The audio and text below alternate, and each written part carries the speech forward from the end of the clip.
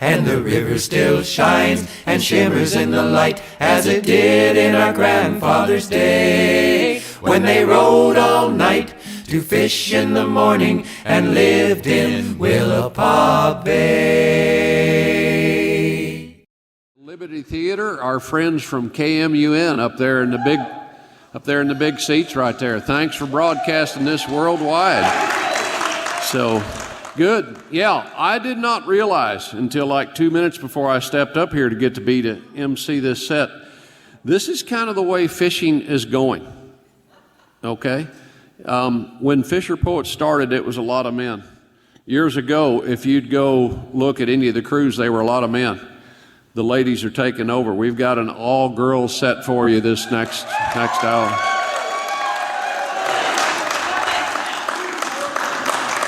That makes me a bit nervous that you guys are that excited, and that means I'm in the way. I want to introduce somebody. I'm going to do it quickly because I want you to get right to listen to what she has to say. She's not just a dear friend. She's an incredible small animal veterinarian in Soldotna, Alaska. But she was a fisherman first and a fisherman forever before she became a veterinarian. She's a set netter from Cook Inlet. Please welcome my dear friend, Meezie Hermansen.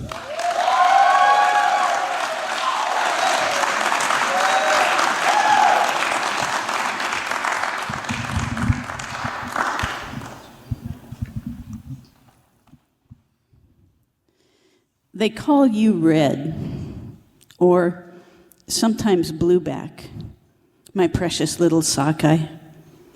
But that is not the Cook Inlet salmon I've come to know. Death darkens your dorsum to a navy blue, but in life, dime bright body bedazzled as aurora green dances down your spine. You reel through the ocean, like the northern lights ripple across this sky, silvery scales a galaxy agleam. As you near the river, the mix of fresh and salt water changes your once luminous body, and you temporarily take on muted purple tones. But by the time you reach the spawning grounds, you glow once again, now a vibrant red, capped with forest green. And before you die, you emit fiery orange spheres filled with the future. All the colors displayed throughout a lifetime, and we tend to narrow it to one. My splendid little sockeye, you are the supernova of the seas.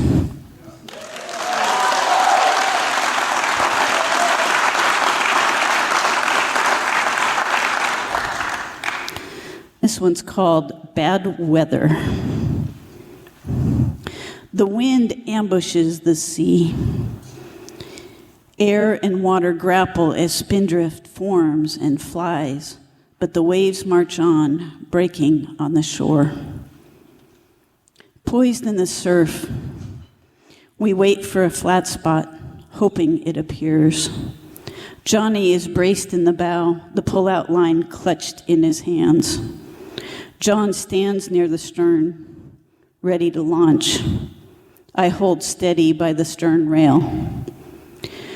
Johnny starts to pull, and I shove off until we are afloat, then leap in. John follows suit, and in unified chaos, we pull our little skiff out into Cook Inlet. A wave crashes over the bow, slams the deck, and soaks us in an instant. The flat spot was a mere dot in this angry sea. We haul out to deeper water, fire up the outboard, and head north towards Humpy Point and our locations. Some people claim there's no such thing as bad weather, only bad clothing. Fishermen know better.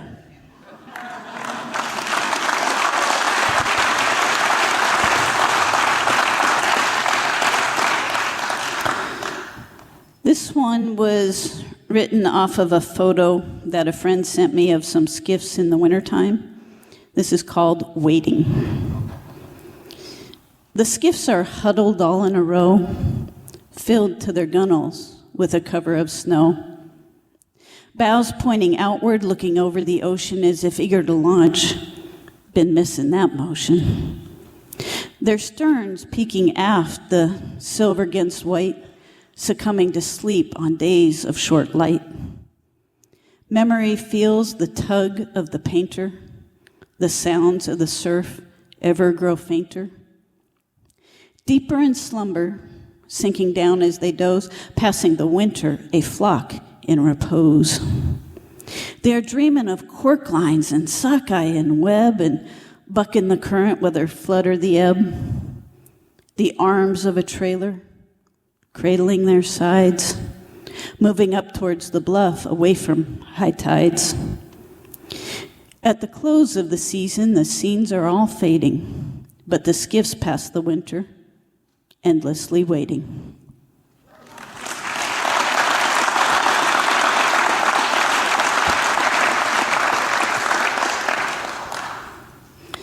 This one is called Portrait of a Fisherman. Upon a blue water canvas, we paint our lives. The ebb and swell of the ocean rhythms compose our musical score.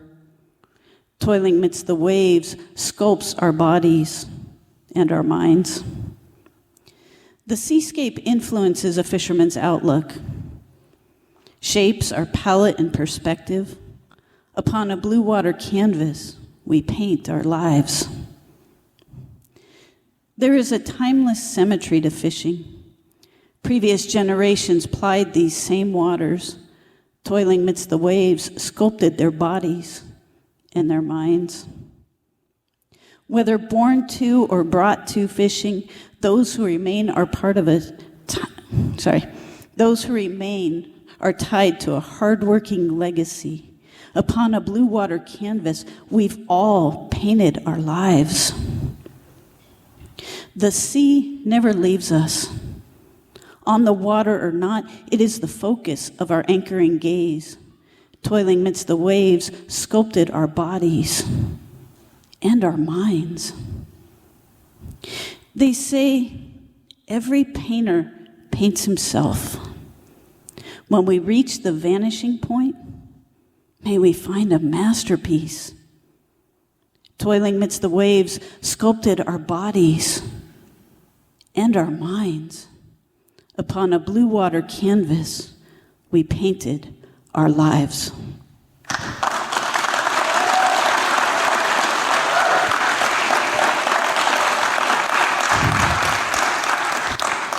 So I'm not very good at being super creative and just making stuff up. I always write from what's happened. And unfortunately, that is 100% true on this next one. And even worse yet, it's 100% true and it happened to me.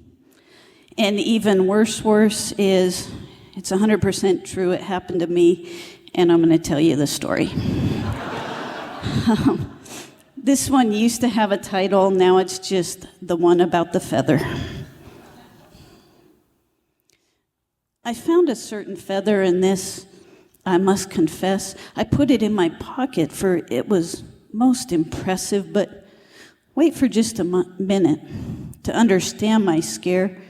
No, our fish camp's overrun with squirrels everywhere. This year there's so many that we are losing track of which we haven't trapped and which are coming back. Now, on to my story. As you may recall, there's treasure in my pocket when nature comes to call. I hit the head and drop my trowel, assuming the pose. When I sit on something live, well, swiftly I arose. A tickle against my keister had me shooting through the ceiling. With visions of varmints, 'twas a frightful feeling. As I came to my senses, I found there in my pocket the splendid plume that shot me off the can like a rocket. There's often a lesson in many a mishap. I guess that's why they put the feather in the cap.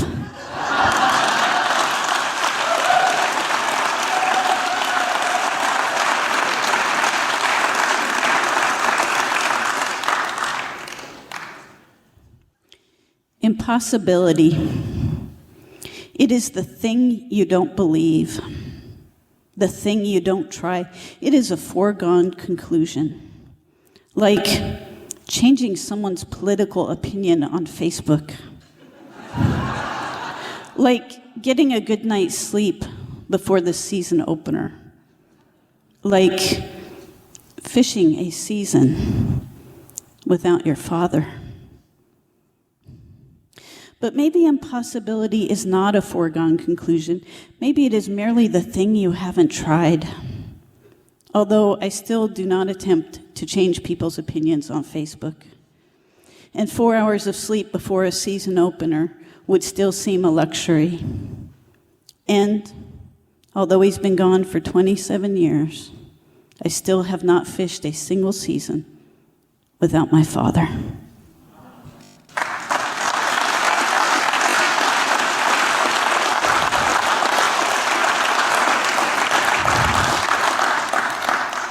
So I am a lifelong Cook Inlet setter, and the history of that fishery is a history of loss. My dad was born in Kenai in the 20s. I'm from a long line of kids, so that's actually true. And Grandma was born, she was Russian Aleut, born up there in the 1890s. And so, our set net fishery, we may have already set our last net. I'm not sure if they just haven't told us that yet. But to the salmon, I owe generations of gratitude.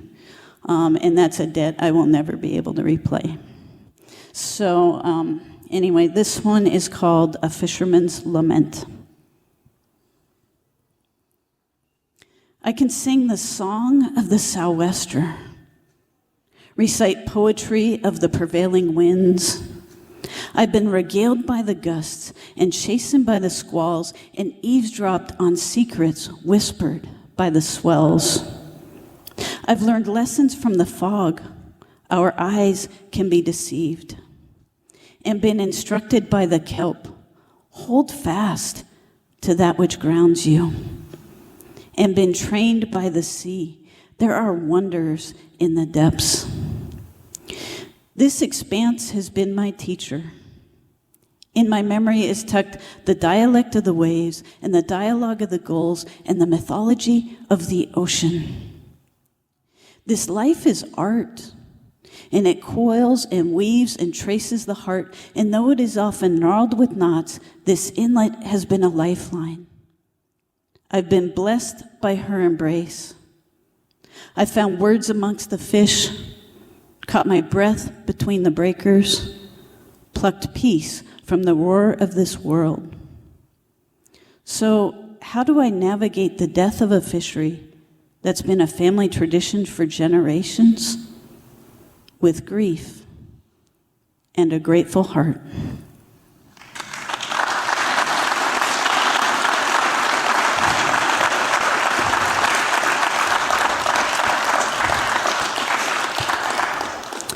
I'm going to leave you guys with this one, just a quick, it's about a fish pick, and a fish pick is just a handle with a hook on it. It's not to use on the fish, it just helps you get the web off the fish. And so that's what this is about. It's called Tools of the Trade. Sometime after I was born, I learned to fish. No. I already messed it up. Let me start over. I got it. Sometime after I was born, I learned to walk.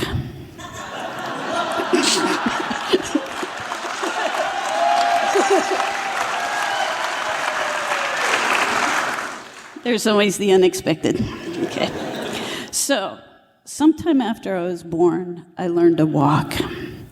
And shortly after I learned to walk, I was given boots that fit and gloves that don't. This is the world out of which I was grown. When I started off, I was far from swift with a fish pick honed from a piece of drift. The dull bent nail lashed with a whipping of twine, it was carved perfectly fit to fit this hand of mine. The deep red paint matched all those gills of the salmon I'd pick as I picked up skills. Dad made 'em custom. In my hand it stayed. It became my first tool of the trade. Now, I'm all grown and my dad is gone, but in this life he still lives on, and sometimes it's the little things you miss so much. Like that little red pick that you used to clutch. There's picks at the gear shed. They have them for sale, but you'll find out quick as one flies over the rail that the factory picks all sink like a stone. They don't float like the ones Dad lovingly honed. No, when you drop one, which you know you'll do, it'll sink out of sight down deep in the blue. Each one that goes sailing, caught up in the mesh, well, that's $7 sent to Bangladesh. I look back now on this life I've had. Nothing fit better than that pick, carved by my dad. And aren't we the same when you think it through? I'm carved original and so are you. Though the world tries to make us factory cut, here is the secret. You know what? Be the best yourself you can be. Not just another in the bin you see, for the world needs your heart as it is made. So do your best with your tools of the trade. Thank you, guys.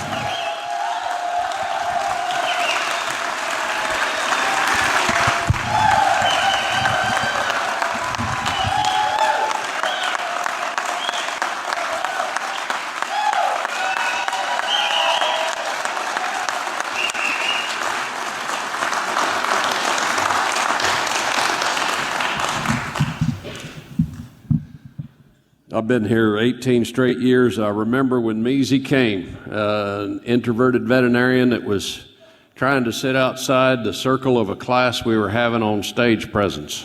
And we made her jump up into the circle, and aren't you glad we did?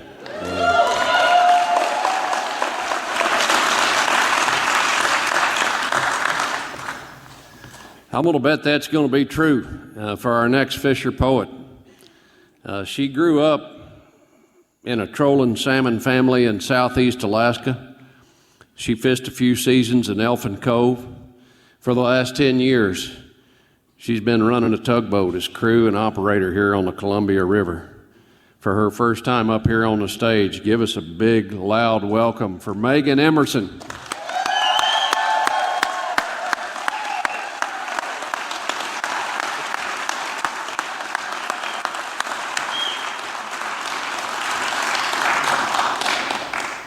Thank you, Ron.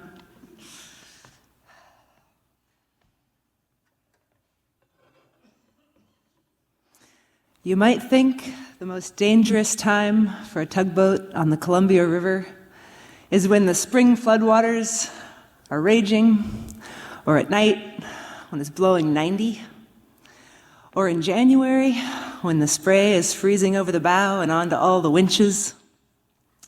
But no. It's on a nice Sunday afternoon in August between the I-5 and the I-205 bridges.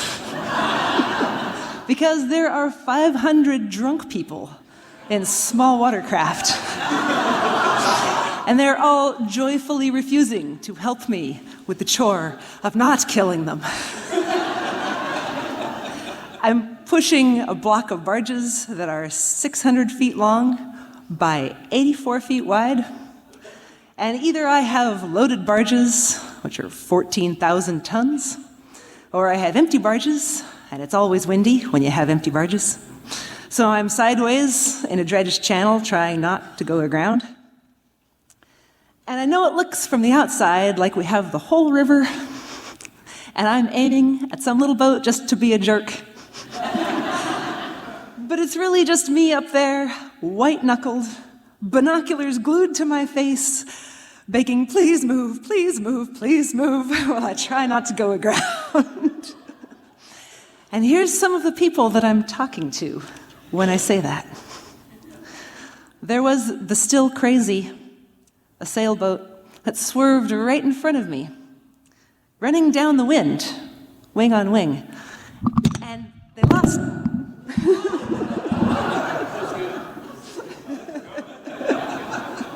Dramatic pause.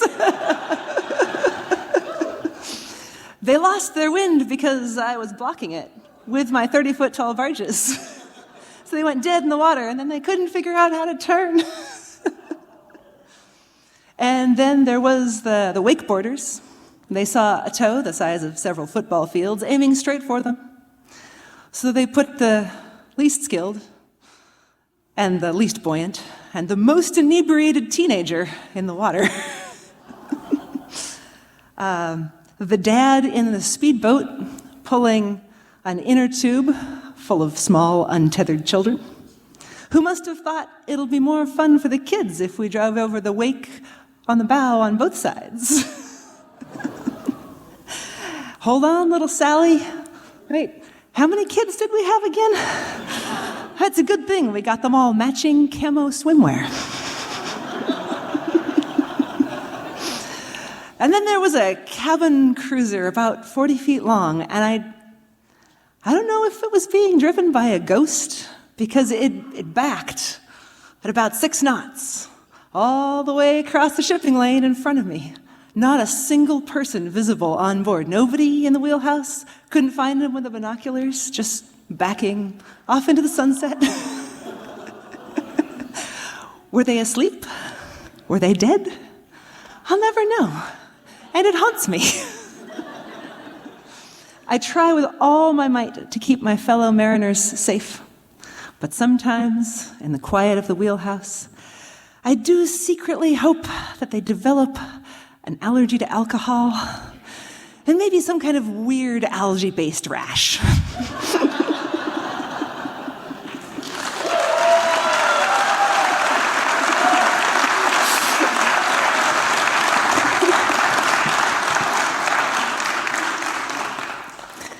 So this poem was written for a dear friend of mine, Mariah Warren, who is emceeing elsewhere tonight. I've known her for 25 years. We went to high school together. And she does all the cool things that I wish I could do because I get seasick. So I wrote this in 2011 as she went off to crew on a Norwegian tall ship, and I was stuck in Portland working a boring desk job. She's flying off to Germany to sail a boat to Spain. She'll soon be hauling on the Vang and reefing in the Main. The North Sea quails before her might, and Amsterdam sheds tears. Huge quantities of rum will not affect the course she steers. The syncopation of the waves will never give her pause. She'll wear her Helly Hansens and seductive lacy bras. Dearest, train your eyes upon that blurry green Faruno and tell us wild tales on your return to Juneau.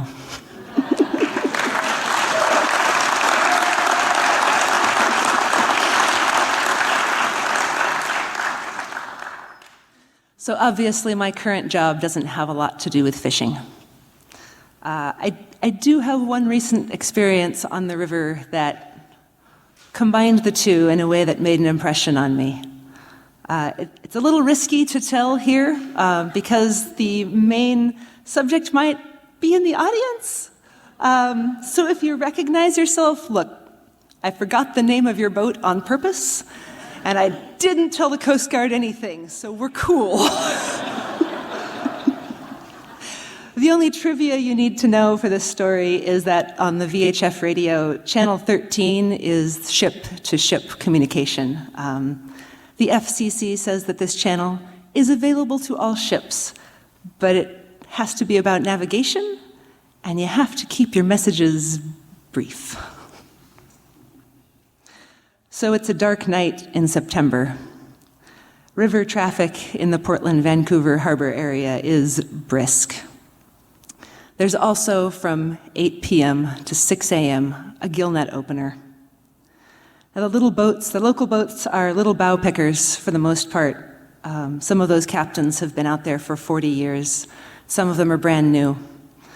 But all of them are trying to make a living on the few salmon that are left to them after the dams and ocean trawling, sport fishermen, sea lions, drought, and a dozen other troubles take their cut. These are commercial boats, but let's say they don't always conform to Coast Guard approved VHF hailing standards. And they're all trying to set and pick their nets in the middle of all of this traffic. When I got up to the wheelhouse at midnight, I could tell that one of the fishermen was having a very bad time. I think it started when a cruise boat ran over his net, and this guy's night just disintegrated from there. His GPS wasn't working, which he figured was probably sabotage or maybe a conspiracy. And he was swearing and bitter and trying to pick a good, satisfying fight with anybody on Channel 13. This guy had lost his cool, but he had not lost his stamina. His pauses for breath were short enough that ships couldn't manage to make passing arrangements, and tugboats couldn't call the bridges. After an hour or so of ear-blistering monologue, a group of old-timers from the fleet started cutting in every time he unkeyed the mic to brutally and comprehensively shame him. It was a "dad is disappointed in your life choices" style emotional slaughter. 13 got real quiet for a good few minutes as we all paid our silent respects to the deceased. And then the ships started making arrangements again, and some gill netters called them to make sure their nets weren't an inconvenience, and everyone was on their very best behavior. And then our guy came back from the dead. And he was on Channel 13 for another 4 hours.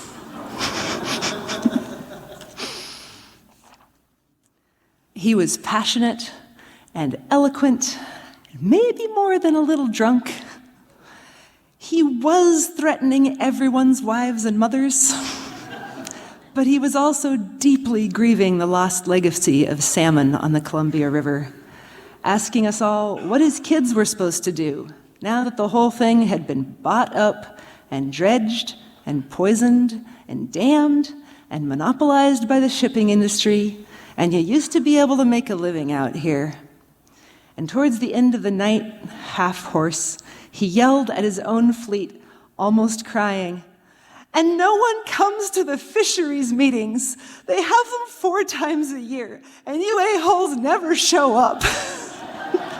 Man, haven't we all been that guy now and then, in the privacy of our own heads?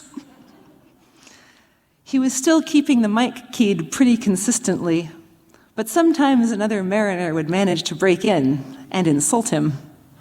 But they could not compete. Even the tugboat captains were laid low. At one point, he coined the sickest comeback of the night, and maybe of all time, which was, "Yeah? Well, you look like someone who eats tilapia."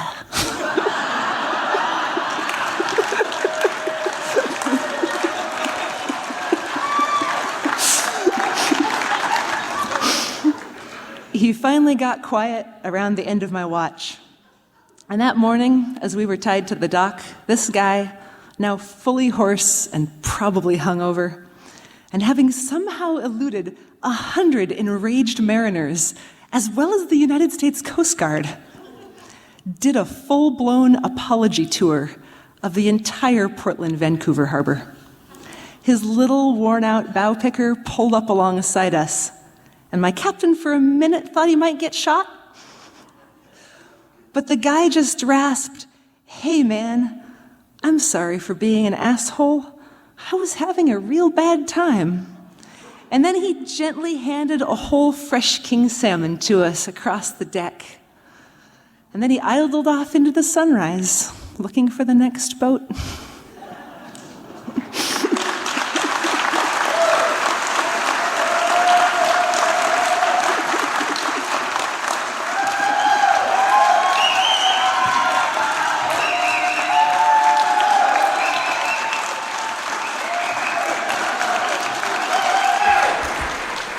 You're listening to the 26th Annual FisherPoets Gathering live from Astoria, Oregon. Yeah, I told you the future looks bright, doesn't it?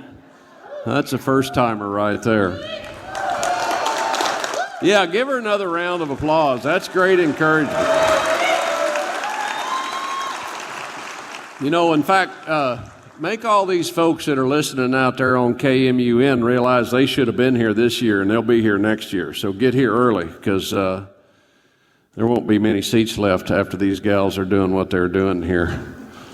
Hey, our next poet, I am so honored to introduce her. The first time she came, I got to hear her, and just once again, I was like, boy, the future of the talent is good here. I'm going to pronounce her name because it's so pretty. And now a cowboy may butcher it, but it deserves for me to at least try. And look it up in your program. Alana Kansaku-Sarmiento. Right, is our next poet. She lives in Portland, Oregon. She was raised in Hawaii in 2016. She became a Bristol Bay fisherman, where she still is, and she hadn't missed a FisherPoets Gathering since. Welcome, Alana, to the microphone here.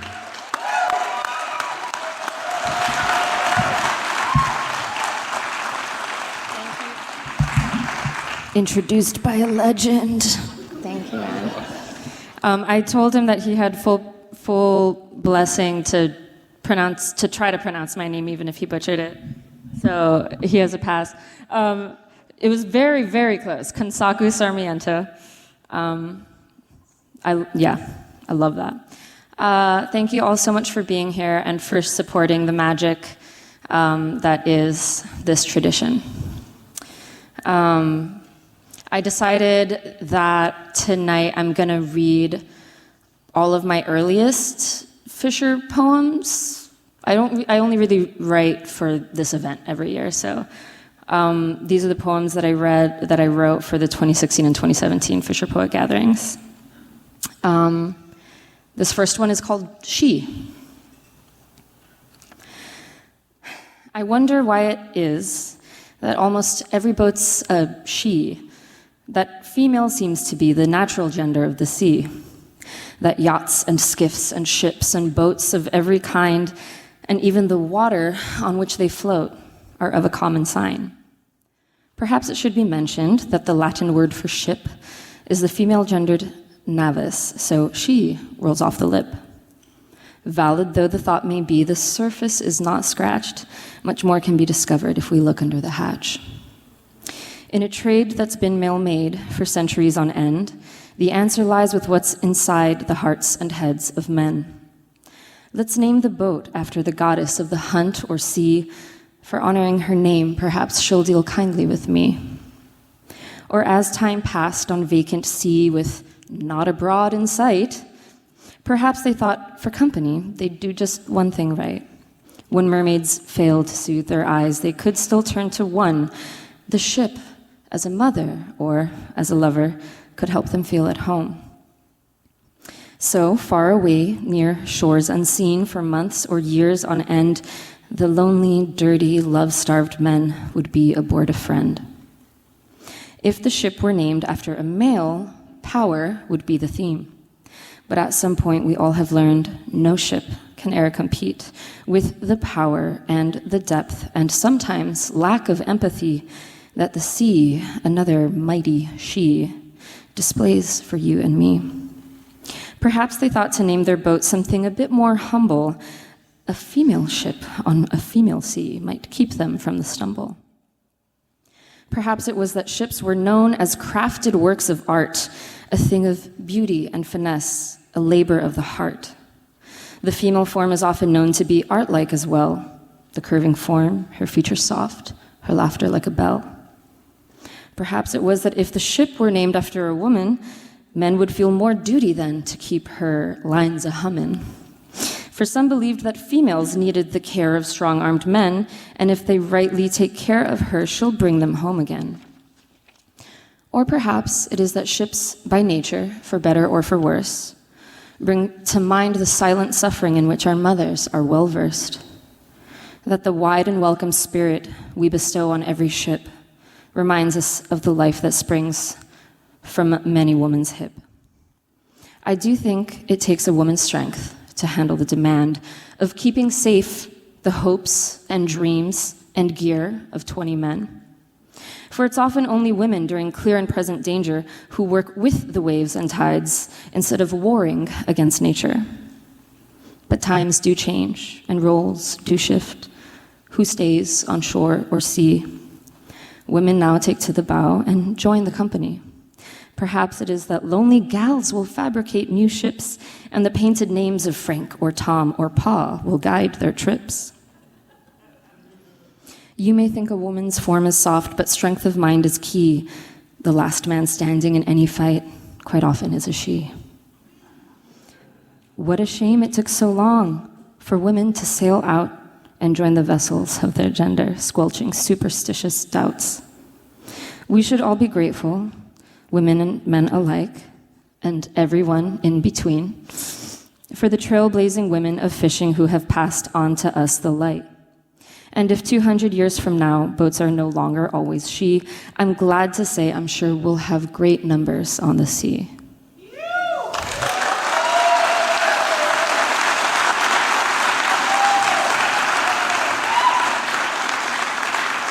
Thank you. This next one is, it's called We're the Coolest. There's a holiday that the Broderick family, John Broderick co-founded the FisherPoets Gathering, that they established in Bristol Bay at their set net location of Nushagak Point. It's called Fish Naked Day. And when they first started the holiday, the peak of the fish of the run, the sockeye run, was a lot earlier. So they would always celebrate on July 7th. And then as the runs got later and later, it became a lot riskier to fish naked on July 7th because sometimes you were like in the middle of the peak instead of like enjoying coming down from it. But now you know the backstory. The weather is cold as we disrobe. It's Fish Naked Day, or so I've been told. Excited I was all spring and summer, but when the day came, what a bummer. The weather is chilly, the water is gray, a little too nippy for some on this day. But talk comes cheap, and we women are proud, after months of big talk, giving up's not allowed. We grab ice from our tender, all clothing in place, then pull up to our nets, stony brows set in place. It is time, I declare. Taylor groans but commits as I begin to uncover my pale, frigid tits. Bare feet are set on the aluminum floor. Asses are bared to the Nushagak shore. A cold pile of gear laying lonely and stiff with the salt of our work in the bow of our skiff. We heave and we hoe as we pull up our nets, and others trade money from won or lost bets. Some drive extra far today as they pass us. Some drive extra close and put on their glasses. Wind and salt touch exposed shoulders and toes. Nothing but air covers us floor to nose. Our catch comes aboard as we haul up the mesh. Slimy fish bits cover our flesh. We laugh and we hunch our shoulders in tight to keep cold at bay as we sample our might. 40 minutes pass by. It counts, we exclaim, as we decide to put our clothes back on that cold day. A tip of the hat as a neighbor drives by, a gesture for ladies from the classiest guy. That really happened. Our skin all prickly from the cool Bristol air, we slip back in our gear, bums no longer bare. One thing we've discovered, along with the bay, we're tough and we're bold, despite cold on this day. So remember us when 7/7 rolls around. Get naked and fish, good catch will abound.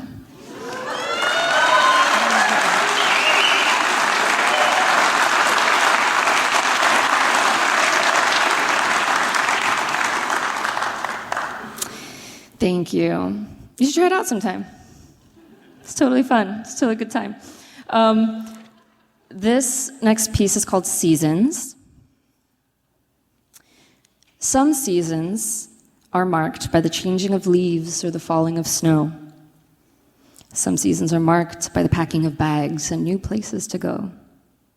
Some seasons last for years and are made of the same work or words or people or exhaustion or joy that you began with. Some romances have many seasons. Some romances are comprised of a single spring and 1,000 opened buds. Past seasons are for learning from, while the anticipation of future seasons drives us. Will this season hold a candle to the last? Could it possibly be better? Could it possibly be any worse? The first week of June is a tiny season in and of itself. I tie up loose ends. I make sure I have all the wool socks and cotton underwear I need. I kiss my current boyfriend goodbye. I eat my last mid-rare burger with fries. I double-check flight times. I go. The boatyard is home once again. Common colors of this season are gray and brown. The yard is filled with aluminum, gravel, and mud, filled with storage containers and hopeful fishermen, drunk fishermen, filled with people easing into a reduced hygiene schedule, filled with diesel and oil and wrenches and mending needles. We're all preparing for our favorite holiday this time of year, the opener. And then it comes. 'Tis the season to wet your gear, to make sure your boat still floats, and that the only holes in your net are the ones supposed to be there. And just like leaves change color without your notice until suddenly they're all on fire, the days grow longer and longer until you're at the peak of salmon fishing in Bristol Bay. 12-hour openers followed by 3 hours of travel and cleaning, followed by 2 hours of sleep, followed by 1 large cup of coffee, followed by another 12-hour opener, followed by another 12-hour opener, followed by another 12-hour opener. This season can't seem to decide whether it wants to be light or dark. Tempers flare, sleep is rare. Everyone has seen everyone else's ass bare. The bay seems to shrink with so many people hunting so many fish. But the fish, oh my God, the fish. Mercifully, the state finally decides to open the season without time limits, which means more sleep as it turns out. It also means that some boats are already deciding to pack it in. The captain is regularly getting at least 6 hours of sleep, so it's the beginning of the end. And why do we come back? Why do we fish? Whatever your reason, you might be a little sad to see the season wrapping up, but it's not the end, or it doesn't have to be. Seasons are cyclical, are they not? Time to go home, back to regular showers and mid-well burgers, back to sweaty pints and sweaty nights with the people you missed. In some ways, it seems like a dream.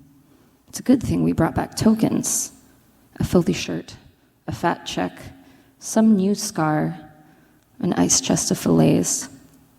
'Tis the season to feast, to remember, and to look forward. But then again, isn't it always?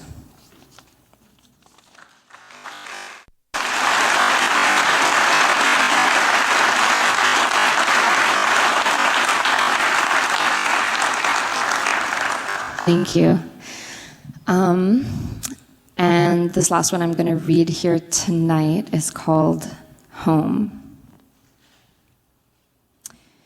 The ocean is not my home, and yet she is like a mother to me. Home is where mother is. The ocean is not my home. I cannot, with my nostrils, my lungs, my mouth, my blood, pull the life-giving oxygen that my body needs from her waters, as some other creatures can. Creatures that do indeed call the ocean home. Creatures that live in a universe that exists on this earth, but is out of this world.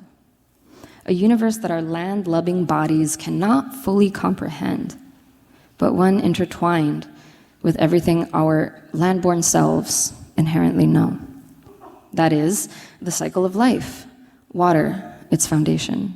From ocean to sky to ground to body to ocean to sky to ground to body. A universe that is foreign, that is dangerous, that repels me like a splinter out of flesh. A universe that draws me like a song. Deep space that lets you drift for hours on end, if, in fact, time could be measured in the void.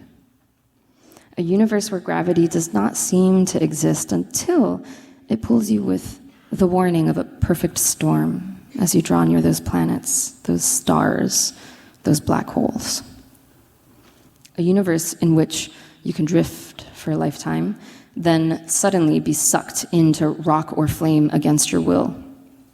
A universe that tosses you with the gentleness of a rolling wave. A universe that gives life, that is the very dust of life. A universe that takes indiscriminately in its blackness and its depth.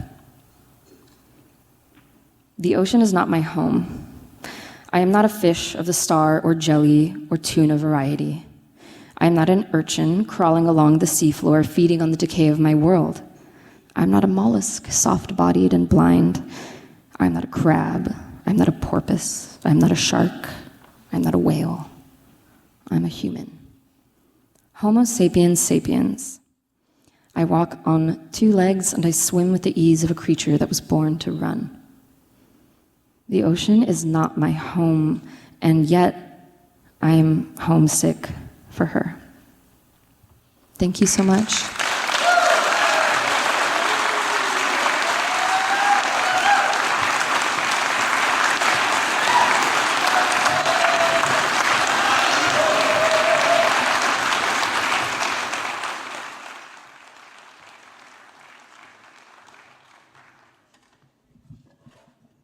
Well, that was quite a set. We're going to take a break. We'll be back here at the top of the hour. Before, I'll just make an announcement as you're heading out. Take yourself a break. They've got some, I think, a little food and some drinks downstairs you can buy. And boy, what a beautiful theater to have this in. So take advantage of that. Get you something to eat or drink.